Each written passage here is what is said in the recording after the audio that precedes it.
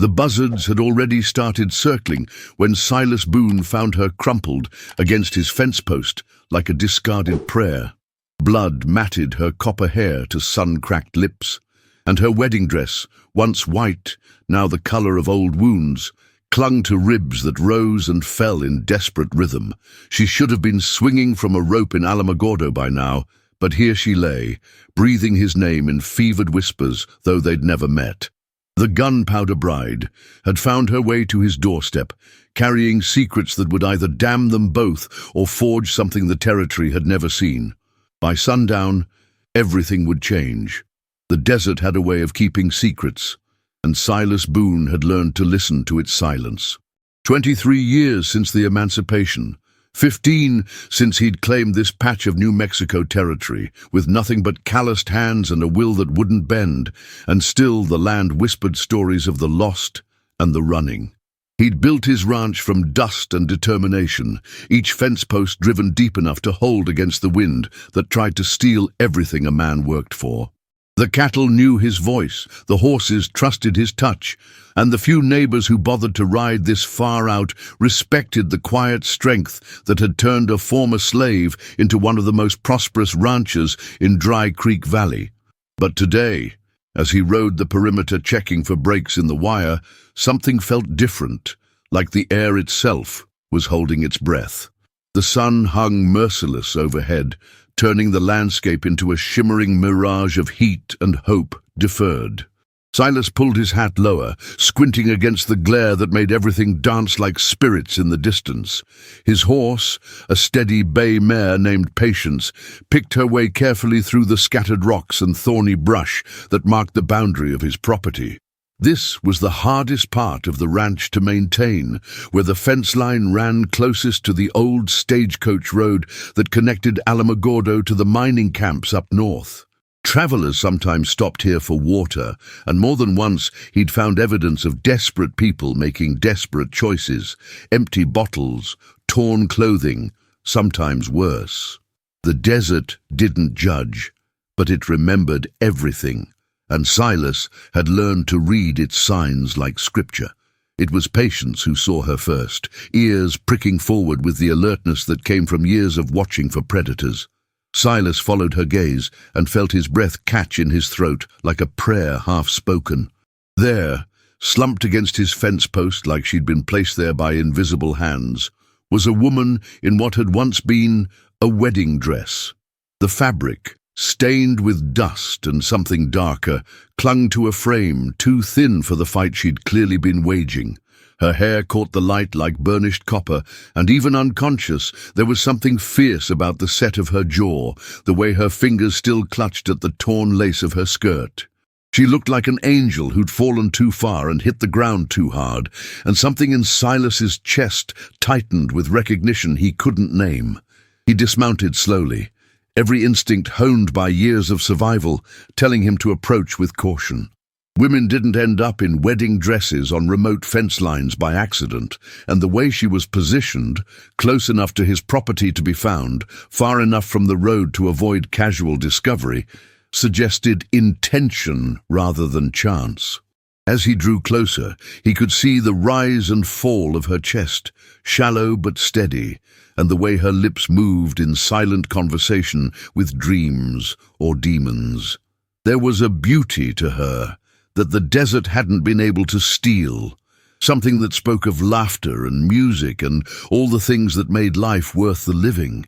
But there was also a hardness around her eyes, even closed, that told of choices made and prices paid in currencies most people never had to count. Silas knelt beside her, close enough to see the freckles scattered across her nose like stars in a daylight sky, close enough to smell the mixture of sage and desperation that clung to her skin.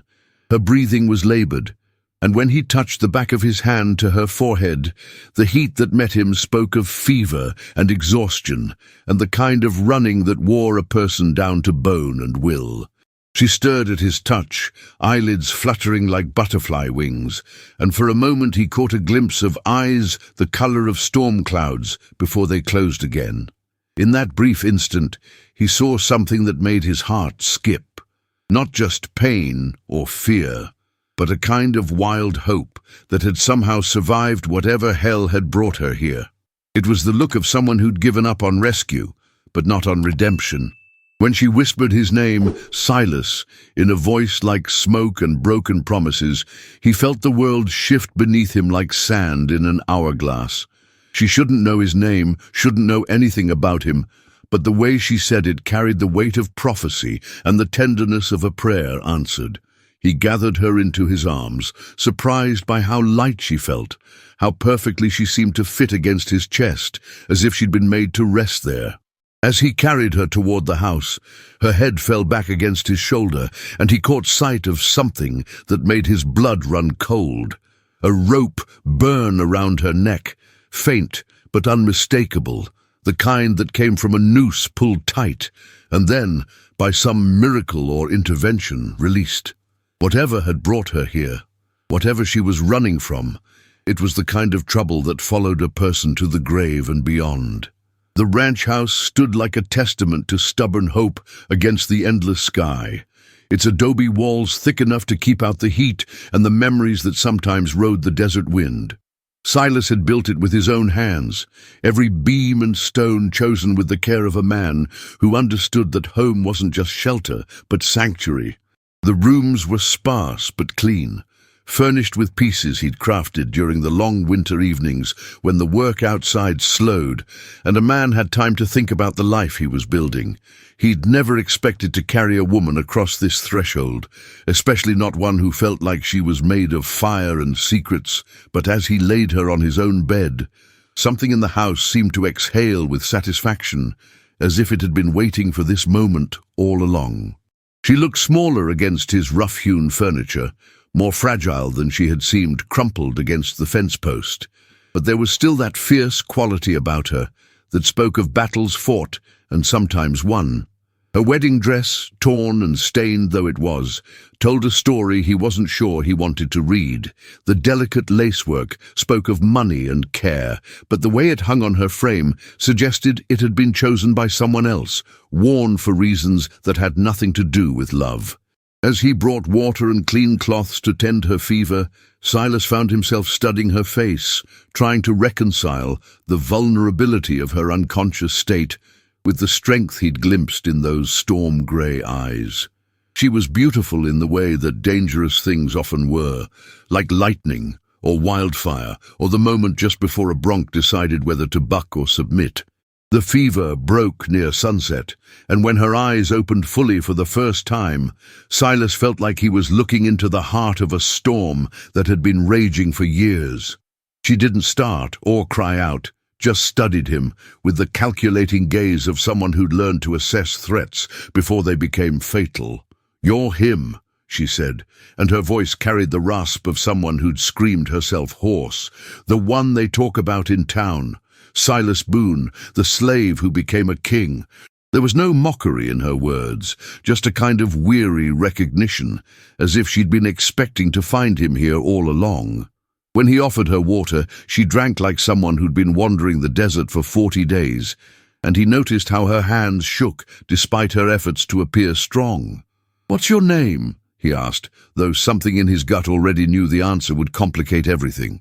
She hesitated, and in that pause he saw her weighing truth against survival, measuring the cost of honesty against the price of deception.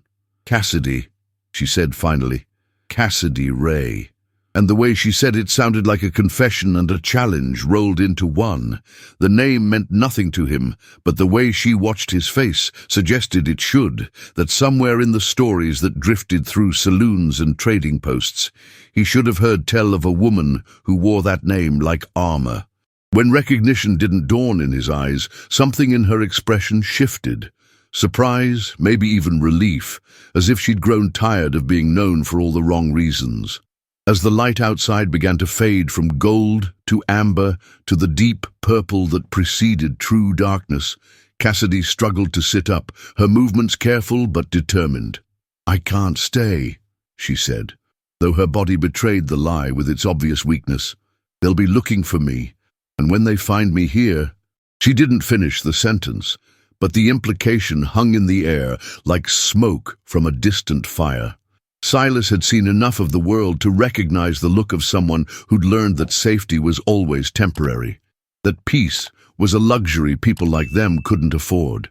But something in him rebelled against the idea of letting her walk back into whatever darkness had driven her here. Something that had nothing to do with charity, and everything to do with the way she'd whispered his name, like it was the answer to a question she'd been afraid to ask. "The law?" he asked, and when she nodded, he felt a familiar weight settle in his chest. The knowledge that doing right and doing legal weren't always the same thing.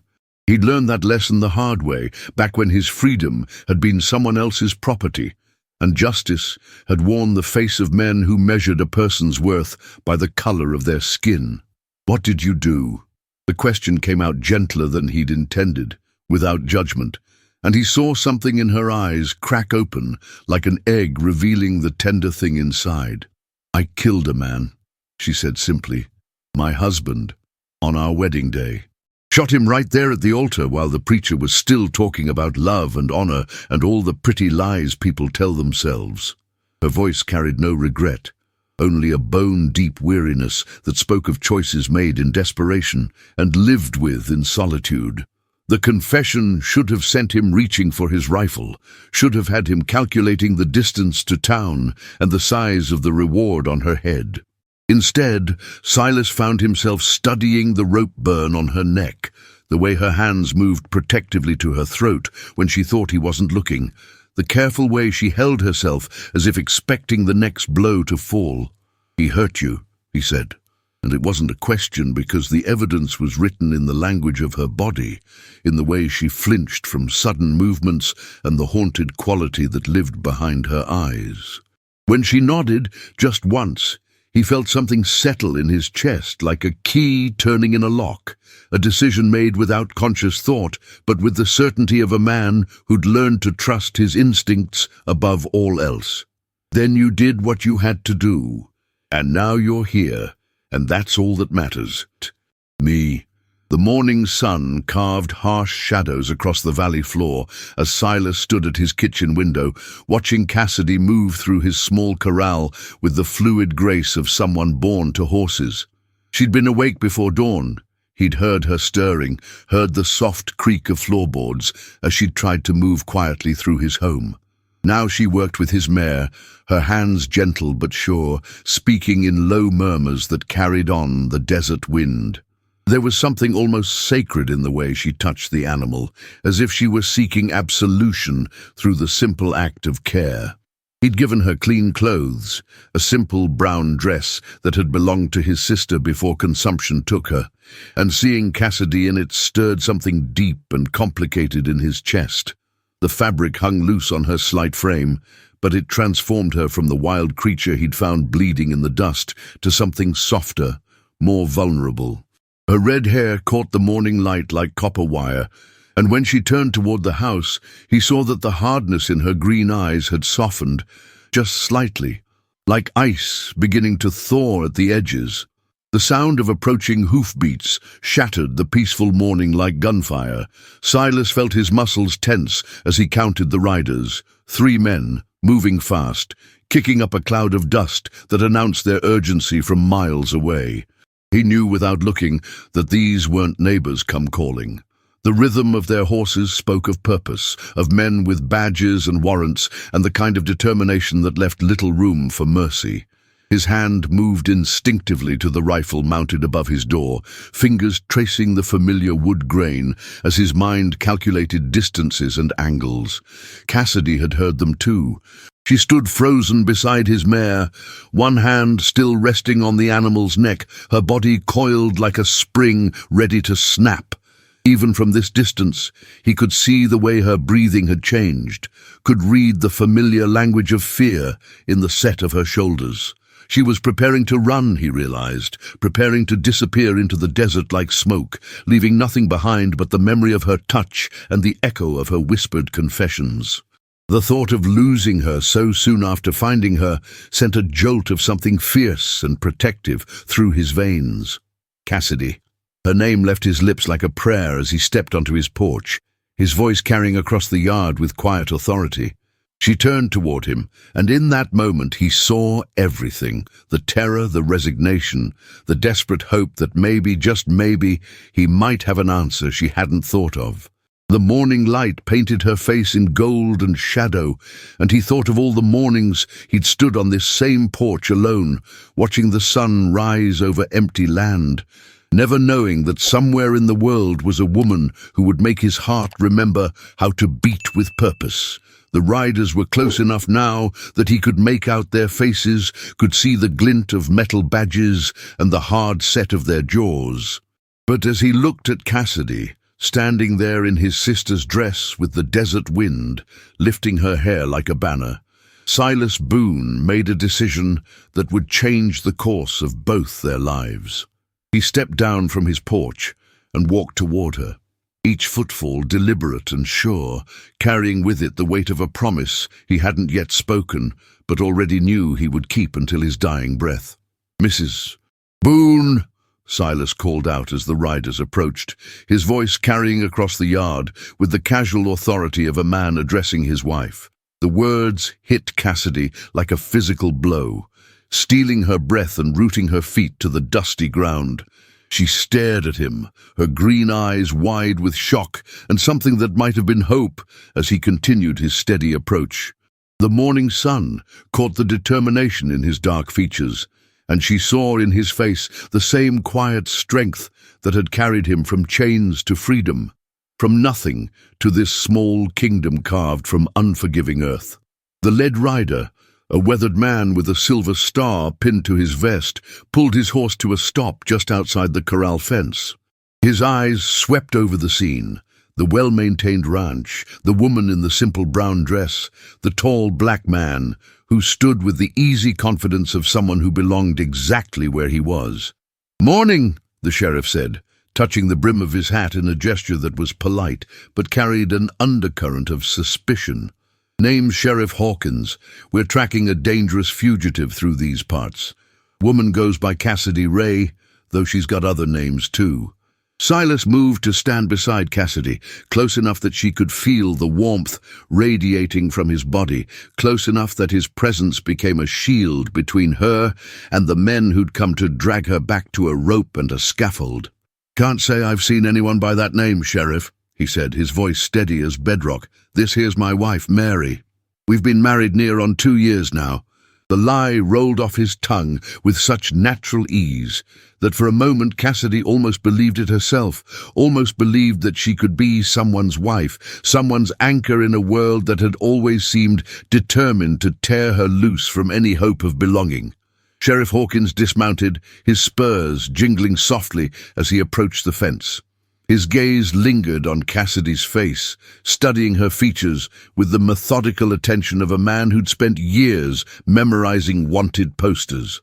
"Funny thing," he said slowly, "this Cassidy Ray's got red hair, green eyes, about the same build as your missus here. Even got a scar on her left hand from a knife fight in Tucson."